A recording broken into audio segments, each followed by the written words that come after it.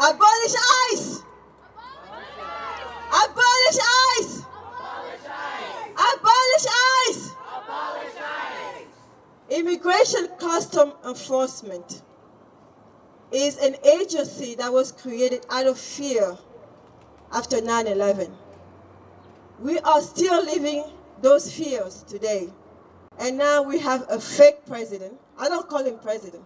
I always follow by fake president, Donald J. Trump, stealing the elections with fear-mongering, bringing the darkness out of us. And here we are, taking a stand. And we will not sleep. We will not remain silent. We will continue to fight. I have to thank you first, before I even tell you about my story, because I'm so honored to be on this platform to amplify my message around the migrant children. Thank you, teachers, for organizing this weekend long hours of protest.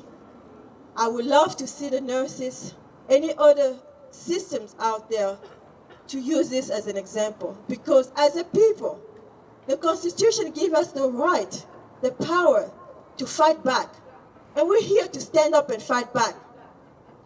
When immigrants are under attack, what do we do? When immigrants are under attack, what do we do? When immigrants are under attack, what do we do? That's right. We're here to stand up and fight back against Donald J. Trump's zero-tolerance immigration policy, a policy that is based on fear-mongering. I'm from Staten Island, New York, and I've been here in El Paso for about 3-4 days. I see no threats. I've been at the border. Do you see any national security threats? No. We are safe. Immigrants are not your boogeymen. This country was built on immigration.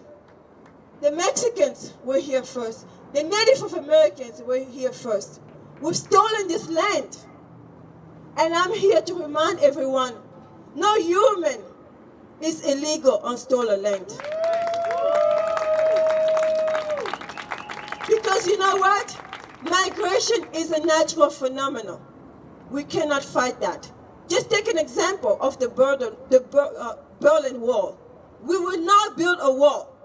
What we would do is build communities based on diversity. We're going to embrace one another. We're going to build bridges. And from the testimony I've heard today, from what I heard the teachers say, they live in one community, in one union. Because the immigrants in our community, in our classrooms, are our people. We do not want ICE raiding our communities, our schools, stealing people from hospitals, from different places to detain them and put them in prison. So on the 4th of July, when I went to Liberty Island with the group you've heard by now, Rise and Resist, God was calling upon me to take a stand on my own.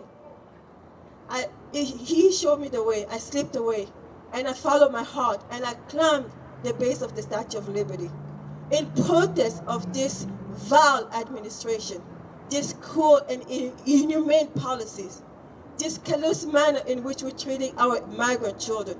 For those at home who have any doubt because you've been given the Kool-Aid by believing that immigrants are criminals, let me remind you, the immigration laws and the Constitution does not tell you that there's one point of entry, that these people have to enter one certain piece of land to come to our country and be legal, enter legally.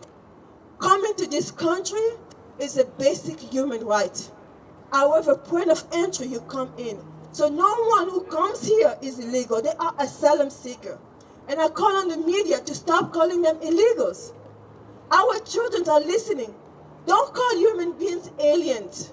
We are alienating our children, our future, when we do that. So for the young people who want to come out and march with us, who want to be activists of the future, do not be afraid. If my courage on the 4th of July can mean anything, I ask you, do not feel the oppression. March on. Go on the street. Don't just rely on clicking the buttons on social media, liking, posting, commenting, and sharing. It's good. We need you here.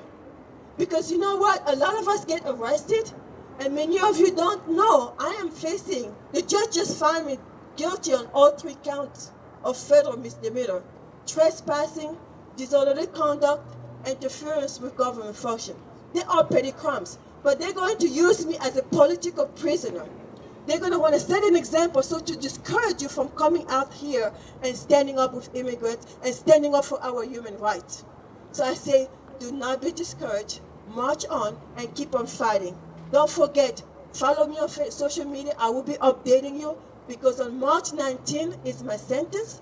I want us to be united and to remember one another. That's why I travel all the way from New York here in Texas to continue to fight, to look for you, and I want you to look for me.